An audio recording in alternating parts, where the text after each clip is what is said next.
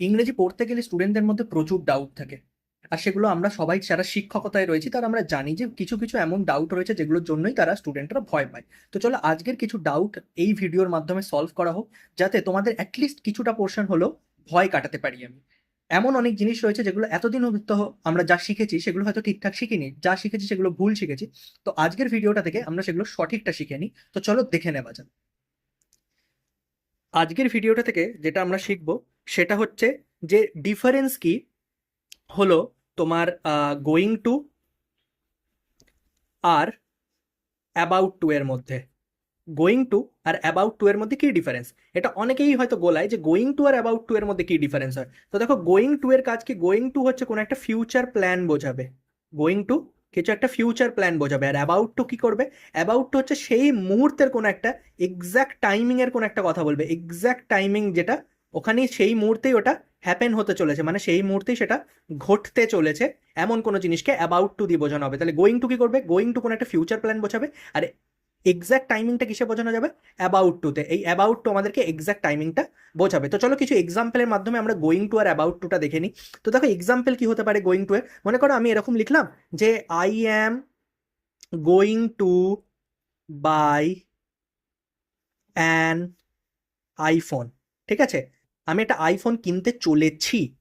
আমি একটা আইফোন কিনতে চলেছি। এখানে গোয়িং টুটা কি ইউজ করলো? গোয়িং টুটা বোঝালো আমার ফিউচার প্ল্যান, যে আমার প্ল্যানিং এর মধ্যে রয়েছে যে আমি একটা আইফোন কিনবো। কিন্তু এবার ধরো তুমি শপে দাঁড়িয়ে রয়েছো আর কাউন্টারে দাঁড়িয়ে আছো, এমন সময় তোমাকে তোমার একটা বন্ধু সে তোমাকে ফোন করলো। বন্ধু ফোন করে জিজ্ঞেস করছে যে ভাই তুই কোথায়, তুই কোথায়? তাহলে তুমি তখন কি বলবে? যে এই তো ভাই ফোনটা কিনতে এসেছি, এই এক্ষুনি কিনে নেবো। তাহলে about to I am about to buy an iPhone. I am about to buy an iPhone মানে আমি এই তো এইবারই আমি ফোনটা কিনে ফেলবো, মানে একেবারে কিনতে চলে গেছি। মানে এই অ্যাবাউট টুর মানে হচ্ছে যে আমি একদম এক্ষুনি টাকাটা পে করেই ফেলেছি, এইবারে আমি কিনে ফেলবো। তাহলে গোয়িং টু আমাকে কি বোঝালো? গোয়িং টু আমাকে ফিউচার প্ল্যান দিল, যে ফিউচার প্ল্যান দিয়ে আমি এটা বললাম যে আমার ফিউচার এই ভাবনা চিন্তাটা রয়েছে যে আমি কিনতে পারি। কিন্তু অ্যাবাউট টু আমায় কি করলো? অ্যাবাউট টু আমাকে একদম ক্লিয়ার কাট বলে দিল যে না ভাই, আমি অলরেডি দোকানের সামনে চলে এসেছি, আমি কিন্তু এইবারই কিনে ফেলবো, আমার কিন্তু আর এক মুহূর্ত সময় বাকি নেই, আমি এক্ষুনি কিনে ফেলবো।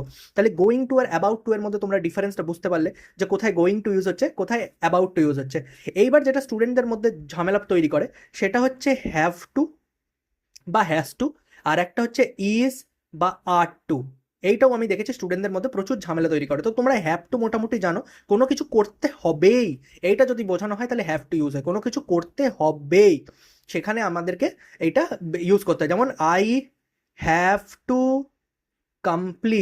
I have to complete my work before evening। ঠিক আছে, ইভিনিং এর আগে আমাকে কাজটা শেষ করতে হবে। যে কাজটাই আমি করছি না কেন সেই কাজটা আমাকে বিকেলের মধ্যেই শেষ করতে হবে। অ্যাট এনি কস্ট আমাকে বিকেলের মধ্যেই কাজটা শেষ করে দিতে হবে।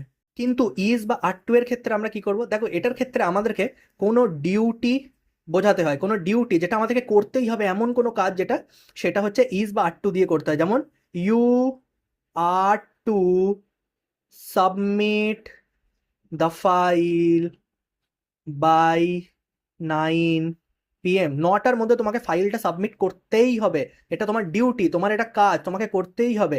ঠিক আছে, I am two ওবে my parents. আমাকে আমার বাবা মাকে শ্রদ্ধা করতেই হবে, ওবে করতেই হবে, কারণ এটা আমাদের একটা ডিউটি, এটা আমাদের একটা বেসিক ডিউটি যেটা আমাদেরকে করতেই হবে। তাহলে বোঝা গেল হ্যাভ টু মানে হচ্ছে যেখানে তোমায় কোনো কিছু প্রেশার করা হচ্ছে যে ইউ মাস্ট, তোমাকে করতেই হবে এটা। এই মাস্ট যেখানে আসছে, সেন্স আসছে, সেখানে আমরা হ্যাভ টু বা হ্যাজ টু ইউজ করছি। আর ইজ আর টু এর জন্য কোনো একটা ডিউটি বোঝাচ্ছে তোমাকে, যে তোমার এটা ডিউটি, তোমার এটা কর্তব্য যেটা তোমায় করতে হবে।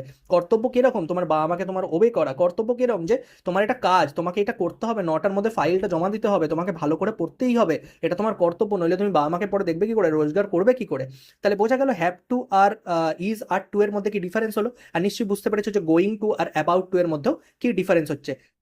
আশা করছি আমার এই ভিডিওটা থেকে তোমরা শিখতে পেরেছো যে গোয়িং টু আর তোমার হচ্ছে অ্যাবাউট টু এর মধ্যে কি ডিফারেন্স হচ্ছে, হ্যাভ টু আর ইজ আর টু এর মধ্যে কি ডিফারেন্স হচ্ছে। এরকম ধরনের ভিডিও পাওয়ার জন্য অবশ্যই তোমরা আমার ভিডিওগুলোকে দেখতে থাকো।